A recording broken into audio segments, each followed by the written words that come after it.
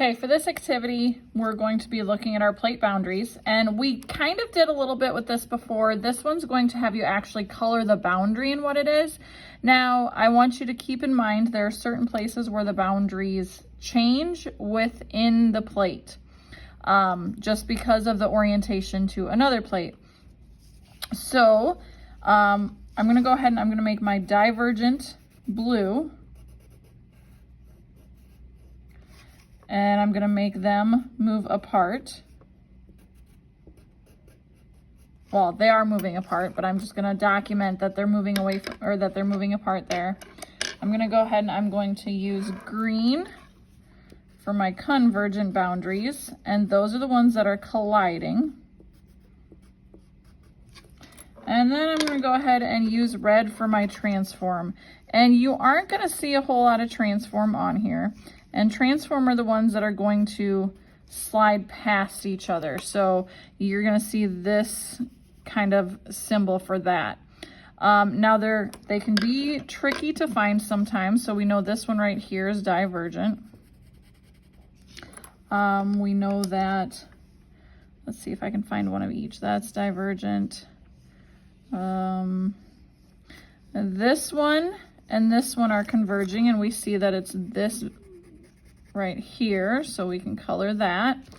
And transform, they're harder to find. Where's our North American plate? We have transform where we should have along here. It's not labeled very well though for the transform, but we should see some transform in a couple places. But you're gonna go ahead and you're gonna find all your boundaries and go ahead and color them appropriately for what they should be, and I'll show you a finished image. All right, so here is the majority of the boundaries colored. You'll notice that some boundaries we have, but they're not really identified. So right here, we have a line, but it's not really saying what it is. So there are some plates where there's kind of some areas that aren't really identified. It could be because the motion isn't determined or not enough information, so on and so forth. But go ahead and, like I say, again here, no, I colored that the wrong color. Okay, green for that one. And then I missed, oh, there's some transform, I missed those. So here's some transform here and here.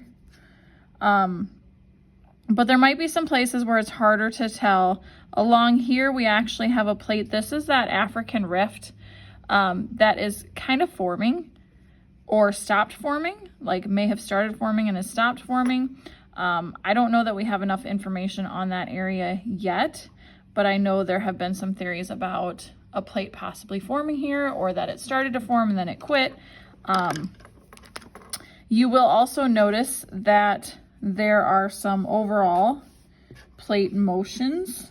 So we've got all of these are colliding. So even though this plate is moving this way, this one's moving up, which means it's moving into this plate and is colliding, even though this one's going this way and this one's going this way.